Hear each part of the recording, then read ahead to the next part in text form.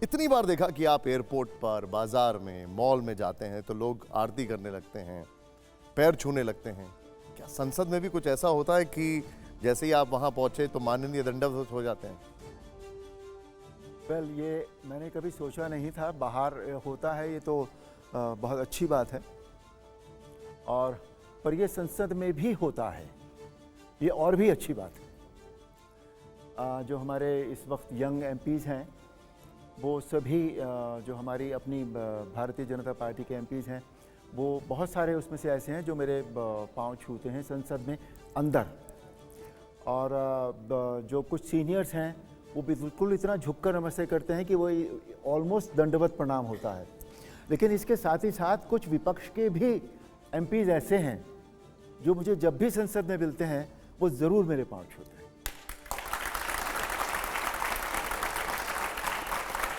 लोग कह रहे हैं कि अरुण जी, लोग कह रहे हैं कि संसद में राम तो आए हैं, लेकिन जिस सीट से जीत कर आए हैं उसे रावण की ससुराल कहा जाता है। आप मेरठ, उसको रावण की ससुराल कहा जाता है। क्या अयोध्या से भी लड़ने की इच्छा थी आपकी?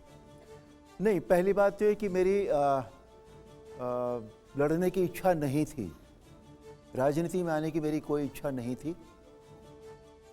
जब रामायण बहुत लोकप्रिय हुई थी सन 88 में, 88 में, तब से मुझे राजनीति में आने के ऑफर्स मिलते रहे हैं और अभी तक भी मिलते रहे।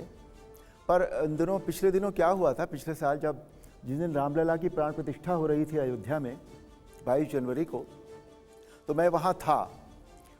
और उस वक्त मेरे मन में एक ख्याल आया कि हमने जो धार्मिक सेवा है या आध्यात्मिक सेवा है वो तो बहुत की है रामायण के थ्रू, पर कभी जन सेवा नहीं की, 1 to 1 जिसे हम कहते हैं, कल्याण जनता का, जनता के बीच जाकर। ये थॉट आया और आकर एक सेकंड में वापस चला गया। और फिर कुछ दिन बाद मैंने देखा कि मेरा नाम टीवी में आया एक जगह, और मुझे अगले दिन एक फ़ोन आया कि हम ऐसा सोच रहे हैं, is it okay with you. और मैंने उस वक्त, जो मैं बरसों से ना करता आ रहा था, उस वक्त पता नहीं मुझे क्या हुआ, मैंने एक सेकंड भी नहीं सोचा और मैंने कहा हाँ सर ठीक है। बिकॉज कहीं मन में, मेरे सबकॉन्शियस में ये बात आ गई थी कि मुझे जनसेवा करनी चाहिए। तो लेकिन अगर आप अयोध्या से लड़ते तो ज्यादा अच्छा लगता आपको? नहीं, ऐसा ज़रूरी नहीं है। अब ये जब मेरा थॉट ही नहीं था लड़ने का, और तो अब अगर मेरठ से मेरा नाम आया तो मुझे, क्योंकि मेरठ मेरा शहर है, मैं I was born and brought up in Meerut. मेरी पढ़ाई बहुत सारी मेरठ में हुई है, मैं मेरठ को जानता हूँ बहुत अच्छी तरह। तो अब आपने प्राण प्रतिष्ठा, राजनीति में हर चीज़ बहुत सोच समझकर राजनीतिज्ञ लोग, नेता लोग करते हैं, तो उन्होंने बहुत कुछ सोचा होगा, समझा होगा, फिर ये तय हुआ होगा कि नहीं, अरुण गोविल को हम मेरठ से जो है वो चुनाव लड़ाते हैं। अब आपने प्राण प्रतिष्ठा का जिक्र किया है, तो कुछ ऐसा हुआ था कि आप शायद रामलला के दर्शन नहीं कर पाए थे? हाँ, वो इसलिए क्या हुआ कि जब दर्शन करने की बात आई तो मैं और मेरी पत्नी, हम दोनों साथ में थे, और जिस तरह से भीड़ उमड़ी थी तो उसमें my wife started feeling uncomfortable. अच्छा। तो फिर मैंने उस बात को, मैंने कहा नहीं, रामलला के दर्शन हम कर लेंगे, थोड़ी देर बाद कर लेंगे या अगले दिन कर लेंगे। तो उस वक्त हम वहाँ से निकल आए थे। उसके बाद दर्शन हो पाए आपके? हाँ, मैं दर्शन कर लिए थे जी, बिल्कुल। अरे वाह। खैर, मैं अब आप सांसद हैं, मैं राजनीति पर भी आऊँगा, लेकिन पहले थोड़ा नॉस्टैल्जिया में जाते हैं। कुछ पुरानी चीज़ों का एक बार जिक्र करना चाहेंगे, और वो पुराने किस्से बड़े ज़रूरी हैं। क्या ये बात सही है कि जब आप पहले ऑडिशन के लिए गए थे इस किरदार के लिए तो आप रिजेक्ट हो गए थे रामायण? रामायण के बारे में एक बात बेसिक कही जा सकती है कि रामायण, मुझे रामायण करना वो डेस्टिन्ड था। वो परमात्मा ने, राम जी ने सोचकर भेजा था मुझे कि यही व्यक्ति को रामायण करनी है। मैं रामानंद सागर साहब के साथ पहले काम कर रहा था, मैंने उनके साथ एक फ़िल्म की हुई थी, और मैंने एक सीरियल वो उन्होंने बनाया था, विक्रम और बेताल, वो मैंने किया था। तो उन्हें मेरी पर्सनल कैपेसिटी में वो मुझे जानते थे, मेरी प्रोफेशनल कैपेसिटी में एज एन एक्टर वो मुझे जानते थे कि मैं क्या कर सकता हूँ, क्या नहीं कर सकता हूँ, मेरे प्लस क्या हैं, मेरे माइनस क्या हैं। तो फिर अचानक एक दिन मुझे पता लगा कि वो रामायण बना रहे हैं, उनको दूरदर्शन ने कहा है रामायण बनाने के लिए। और मेरे मन में अगेन फिर एक ख्याल आया कि मुझे राम जी का चरित्र करना चाहिए। मैंने जिक्र किया अपने परिवार में, अपने मित्रों के साथ, और सबने मुझे इतना डिग्रेड कर दिया कि ये तुम क्या कर रहे हो, बिकॉज माइथोलॉजी करना उन दिनों कोई अच्छी बात नहीं मानी जाती थी, स्टेटस की बात नहीं थी। माइथोलॉजिकल फिल्में use to be very low grade film. तो सबने कहा कि तुम इतना अच्छा कमर्शियल फिल्में कर रहे हो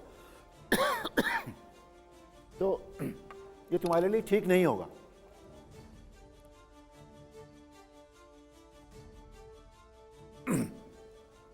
पर मेरे मन में एक बात आ गई थी कि नहीं, मुझे राम जी का चरित्र करना है। तो मैंने सागर साहब को अप्रोच कर दिया। मैंने कहा सर सुना है आप रामायण बना रहे हैं? बोले हाँ। मैंने कहा मुझे राम जी का चरित्र करना है।